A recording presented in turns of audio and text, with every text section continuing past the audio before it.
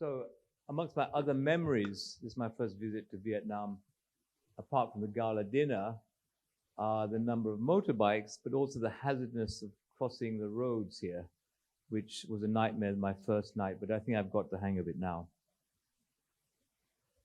So I think it is appropriate, since the theme of this conference is for a stronger Asian neurology after the pandemic. And I think it'll be interesting just to talk about perhaps our experiences that we've had of COVID, and I've been to see what your experiences have been.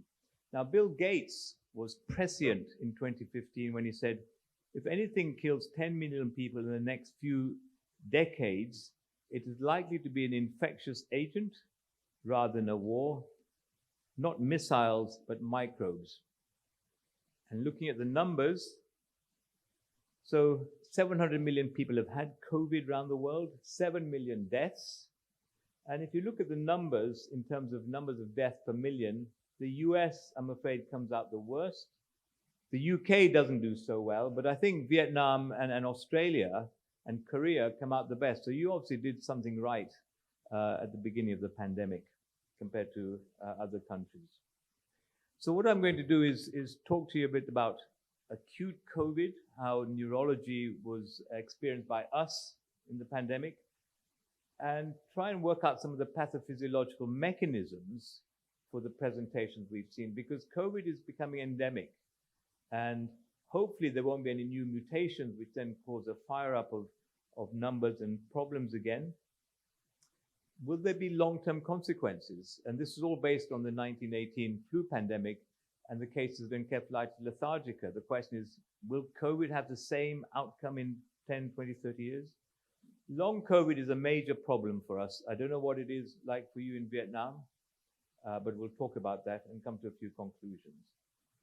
So look, when the COVID pandemic started, we had an inkling that the coronaviruses could cause neurological disorders. So SARS in 2003, MERS in 2012, and there were cases reported of Guillain-Barré syndrome, large vessel stroke. Uma Pathy wrote about the experiences of that from Singapore, and muscle disease. But the numbers were small. So SARS, about 9,000 patients in the epidemic, MERS, 2,500. But there was a clue that coronaviruses could be a problem. And then the first publications came out from Wuhan in 2020, where they had a group of 214 inpatients. 37% had neurological symptoms or syndromes. Now, these were headache, ataxia, loss of consciousness, epilepsy, and stroke. But it wasn't possible to delineate what the mechanism was. Was it the virus causing the problem? Was it related to hypoxia or sepsis or being on ITU? But nevertheless, it kick-started the whole investigations about the neurology of COVID-19. And if you look in the literature, there are a lot of associations that have been written about with COVID-19, from acute disseminated encephalomyelitis, encephalopathy, encephalitis, pediatric inflammatory multisystem syndrome. These have all been associated, and there are only a few where now it's become clear that they are truly associated. With the peripheral nervous system, there were a lot of publications initially about Guillain-Barré syndrome, and I'll discuss that later on. There were anecdotal reports of mononeuritis multiplex, different nerves being affected at different times. And for example, this was a publication from Cambridge where they described about 15 patients with peripheral nerve diseases, which they thought were not related to pressure on the ICU, i.e. at the elbow or the knee, or the brachial plexus. And they postulated that this could be a vasculopathy or a vasculitis related to COVID-19. But the problem was none of these were biopsied, so we have no confirmatory proof about what the mechanism was. But nevertheless, all these reports still come out in the literature, and with time it'll become clear what the mechanism is. And then there are the vascular complications, which you'll be aware of. There are also the complications of being on ICU. So for example, patients who are ventilated, intubated for long periods get a bulbar palsy called Tapir syndrome because of the pressure of the endotracheal tube. Proning was part of the major management of the hypoxia of patients, so lying on their tummy, arms out, and that resulted in brachial plexopathies. which are well described in this group of very ill patients, because when it all started, no one really knew what to be doing about these patients. And at Queen Square, where I'm based, we used to have a monthly encephalitis meeting where patients were discussed with immune-mediated encephalitis and infectious encephalitis. Once the pandemic started, we had a lot of referrals of patients with brain disorders, which people weren't really aware of what the mechanism was, what they should be doing about it. So at its maximum, we had a weekly virtual meeting with neurologists, neuroradiologists, immunologists, virologists, pediatricians, and we'd have 100 people online presenting cases and discussing their patients. And so as a result of that virtual MDT, we published our experience. Now, these were highly selected inpatients, but it was useful because it provided us a template about what the complications were related to COVID-19, and then think about possible mechanisms and treatments in these early days of the pandemic. So the first group that we described had encephalopathy. So they presented with delirium or psychosis. And they tend to be elderly, well, rather older patients, average age 57.5, normal MRI, normal CSF, and on the whole, they did well with no specific treatment, just supportive treatment. So as an example, a 55-year-old woman without any psychiatric history was admitted with COVID-19, mild COVID-19 respiratory illness, got better, discharged. 3 days later, her husband brings her back to hospital because she's confused, disorientated, and had a psychosis. So she had what's called the Capgras phenomenon. So she felt that her husband was an imposter, which is a psychotic manifestation. And it's linked into a disruption between the inferior temporal lobe and the amygdala. She was treated with antipsychotics, but no other medication, and she made a complete recovery. So that was a typical example of encephalopathy. Now, encephalopathy is not specific to COVID. You see it in ICU patients. You see it after influenza epidemics, for example. And we've just developed a hypothetical mechanism of possible encephalopathy in this group of patients. So what is clear with COVID is there was an immune system stimulation, the so-called cytokine storm, which is evident in the systemic circulation. There is evidence of a leaky blood-brain barrier, and the cytokines entering the central nervous system would then stimulate the astrocytes and the monocytes to developing more cytokines and then causing neurological damage. Just to point out about neuroinvasiveness, which is entry into the peripheral or central nervous system, the virus does get into the central nervous system, and I'll show you some post-mortem data about this. Whether it's neurotropic is unclear, but it doesn't seem to be possible that the virus is not found within the neurons or the supporting cells of the brain. But no doubt there is neurovirulence because of all the pathologies we're seeing, but this is more related to the inflammatory mediated mechanisms and vasculopathies that goes with the virus.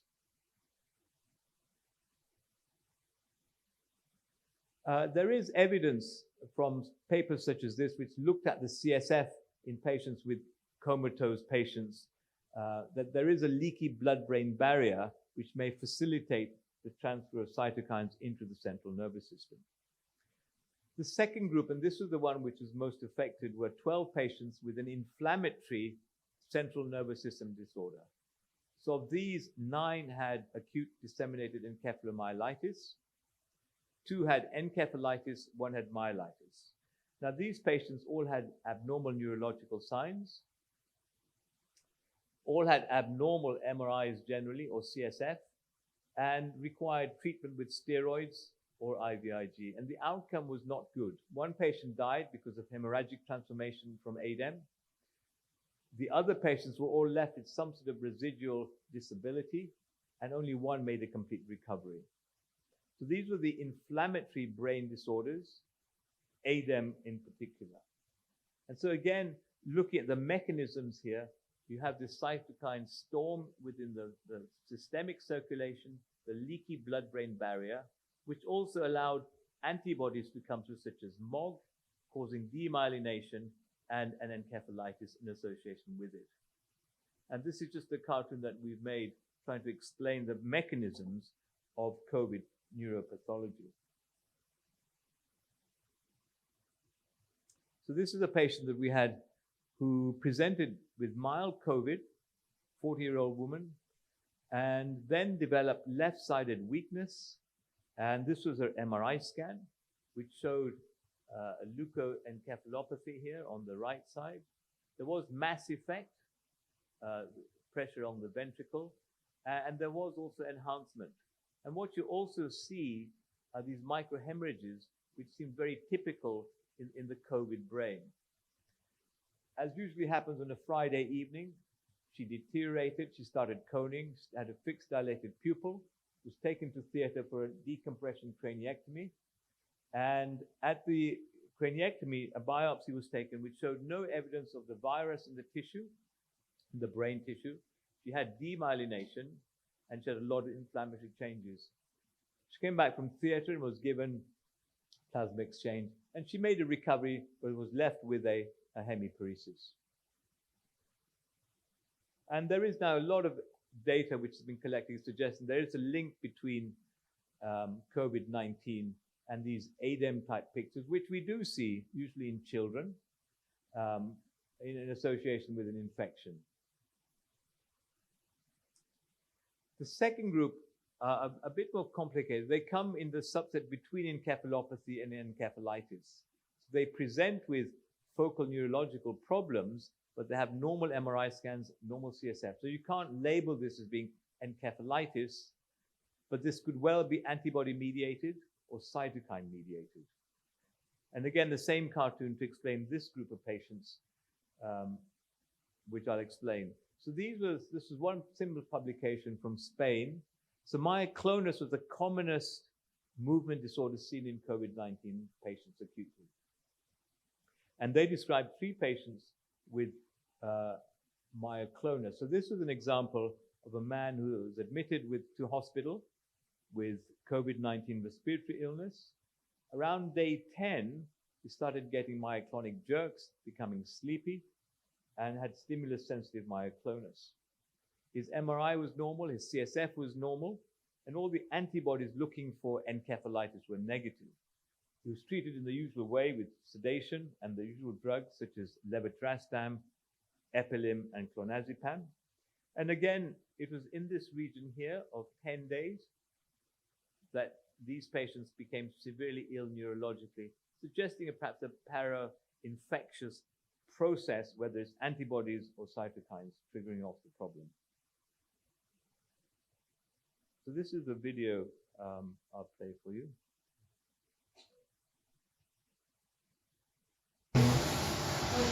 Mira, si quieres lo que hago también es que Schematic myoclonus, saca la cara. normal MRI scan.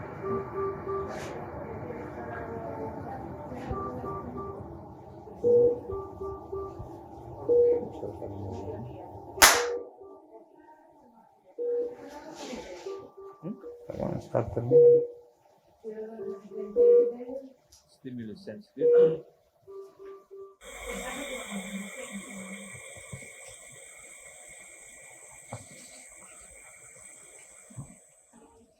This is after treatment with steroids, somewhat better. There was no metabolic cause for the myoclonus, which is renal failure. After plasma exchange, it was significantly better. So again, suggesting that the mechanism may be sort of antibody-mediated or cytokine. We described a patient with a post-infectious brainstem encephalitis due to SARS-CoV-2.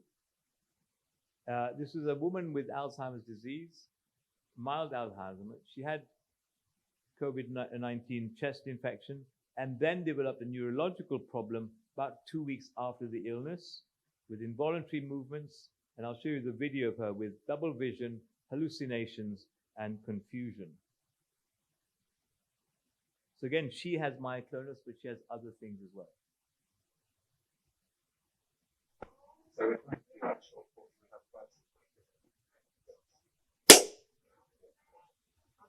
Again, stimulus-sensitive myoclonus.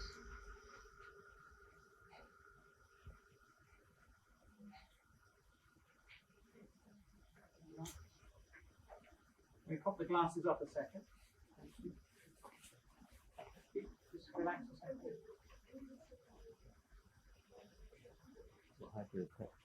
Stick out your tongue. Keep it out. Keep it out. Keep it out. And relax. Okay. Look at the pen. Yeah. The ocular You're flush is looking, difficult you're to see. looking, But there's a you're dramatic convergence And now relax. convergent spasm, suggestive of a Relax. midbrain type process. And she was Now can treated you with look to the steroids left? and did reasonably well afterwards from that illness, but we didn't find any antibodies. And again, there are various papers looking at, they found neuro antibodies within the CSF against YO or NMDA, but other non-specific antibodies. And it may be that there are antibodies as yet to be found which trigger off these syndromes which occur post-COVID. And it's worth remembering that after infectious encephalitis such as herpes simplex, about 27% of patients can go on to develop an autoimmune encephalitis, and you need to be aware of this possible complication after COVID infection, the development of NMDA-related type encephalitis or LGI1 Caspar-2. Then you're aware of the stroke complications, large vessel stroke, and in our group, apart from the stroke, 50% also had pulmonary embolus, making management very difficult. So this is a patient with a left middle cerebral artery thrombus, and also, as you can see, an embolus in the pulmonary artery, making it difficult to decide how the management should be. The mechanism in stroke is really a multiplication of three factors. So you have an endothelial cell dysfunction, you have an endotheliitis here in the endothelial cells as a consequence of the virus attaching to the ACE receptor. You then have the cytokine storm, you have the leaky blood-brain barrier, and you get cytokines in the central nervous system.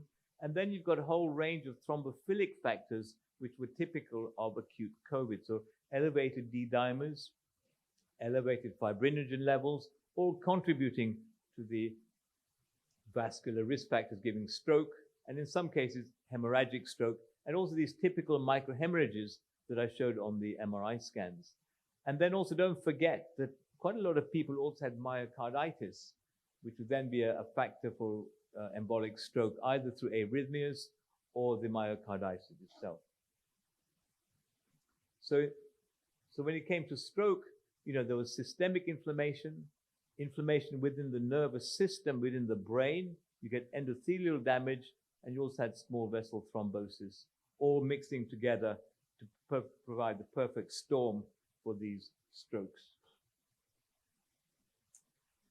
Then there was the group of patients with Guillain-Barré syndrome, and soon after the pandemic, there were a lot of publications in the literature talking about Guillain-Barré syndrome. And the concern was that there would be vast numbers of cases of GBS all around the world, similar to, in a way, Zika virus, which was triggering off the GBS in South America. And a study carried out at our hospital by Michael Lunn and Stephen Keddy, who are part of our group. And one of the things in the UK is that you cannot prescribe intravenous immunoglobulin without permission from the central control system. So it's all controlled centrally. So you have to put in an application. So all patients who had IVIG were registered.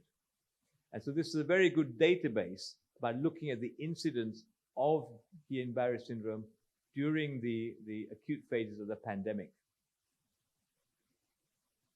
And what they found was that when the numbers of COVID-19 patients were at their maximum, in fact, the number of cases of Guillain-Barré syndrome were much lower than previously. And this was partly because of lockdown, partly because of hand washing. And so it was felt that really the epidemiologic link between COVID-19 and Guillain-Barré syndrome was not there. Furthermore, the cases that were looked at were very typical of Guillain-Barré syndrome seen otherwise.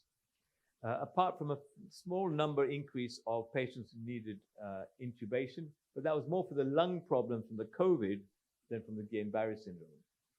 If we had extrapolated the numbers from the early descriptions of the pandemic we would have had about 250,000 cases of GBS in the UK in that period, which is clearly not the case. However, there was, through this database, it was interesting that when vaccinations started, there was a blip of Guillain-Barré syndrome with the first dose of AstraZeneca, which is a vector viral-driven vaccine. And apart from a blip of GBS, there was also a blip of cerebral vein thrombosis with this specific vaccine. This was not the case with the RNA vaccines, which have subsequently been used everywhere.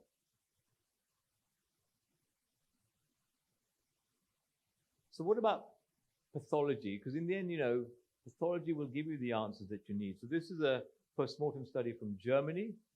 And what they found was there was virus in the brain in about 53% of cases, but there were inflammatory changes away from where the virus was found. So the virus was found in the brain stem around the lower cranial nuclei, but the inflammatory changes were away from that area. And so there's a disconnect between where the pathology was found and the virus was isolated. Another post-mortem study from the US, looking for the virus in the brain, found it really within the nasal epithelium, the olfactory bulb, but really little virus elsewhere in the rest of the brain. So again, suggesting that although it may get into the nervous system, it's not actually entering the neurons themselves. What about neurodegenerative disorders? There was concern that, you know, this virus may cause an accelerated neurodegenerative condition, whether it's Alzheimer's or Parkinson's. And this was when there were a few case reports in the literature of Parkinsonism. So this was a case from Israel, 45-year-old man who had COVID-19, and within 3 weeks, he developed Parkinsonism. Fairly typical, with unilateral hand tremor, hypomimia, hypophonia, and cogwheeling. And a positive DAT scan, a normal MRI scan, no antibodies were found, 6 white cells, and they did all the genetics to see if there's an underlying reason for it, and those were all negative. And he was treated with steroids and standard levodopa type medication, or Parkinsonian medication, and he made some sort of recovery, but was left with Parkinsonism as a residuum. And this led to quite a lot of debate as to whether COVID itself had caused the Parkinsonism, or was there some other process that we need to worry about in the next 10, 15, 20 years. And this was an editorial written by Marcelo Morello, Kailash Bhatia, and Jose Obeso, who were big players in the field of Parkinson's. And they argued that, you know, one needs to be careful about running into any conclusions about the effect of COVID and Parkinson's. One possibility was this patient had subclinical Parkinson's, then had a virus infection, and then it became manifest. The other possibilities were that the virus comes in, hits the brain, disappears, but accelerates neurodegeneration. That's still a possibility. Or that it enters the brain and it remains there. But as I said, the evidence for that is really not very good at the present time. But it is clear now that with vaccination, with treatment of acute COVID, with drugs such as dexamethasone and remdesivir, very early on in the stage of illness, we've hardly seen any really bad cases or serious cases of ADEM, encephalitis, or large vessel strokes. The numbers have clearly come down significantly, but we have to be vigilant. There may be another variant which comes through the system. The problem here we've got now, I don't know what it is in Vietnam or Singapore or Australia, but long COVID. We have 1 million people in the United Kingdom with long COVID. In the US, the numbers are even more dramatic. 23 million, of whom 1 million are out of work because of their long COVID symptoms.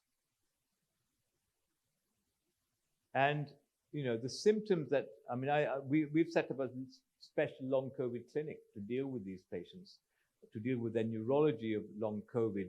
So they complain of brain fog, they can't think, they get confused very easily, they can't multitask, they can't work.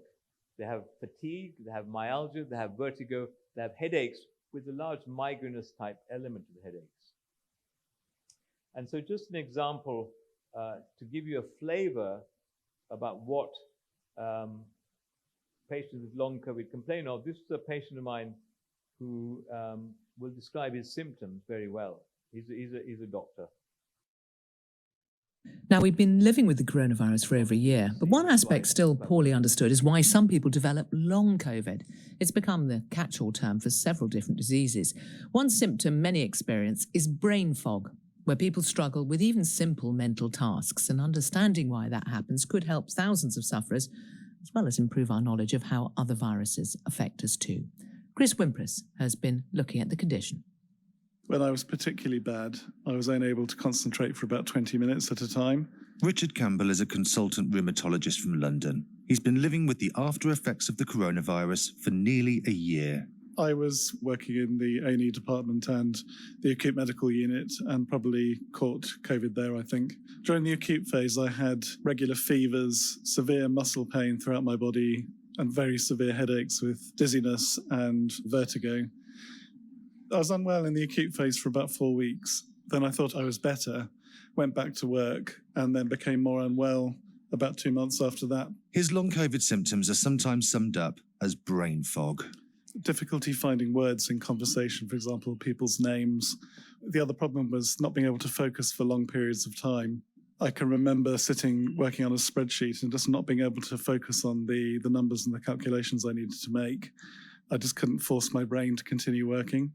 Was there a moment where you thought, this is long COVID in action? It was actually my GP who signposted me to long COVID. I hadn't heard of it at that point.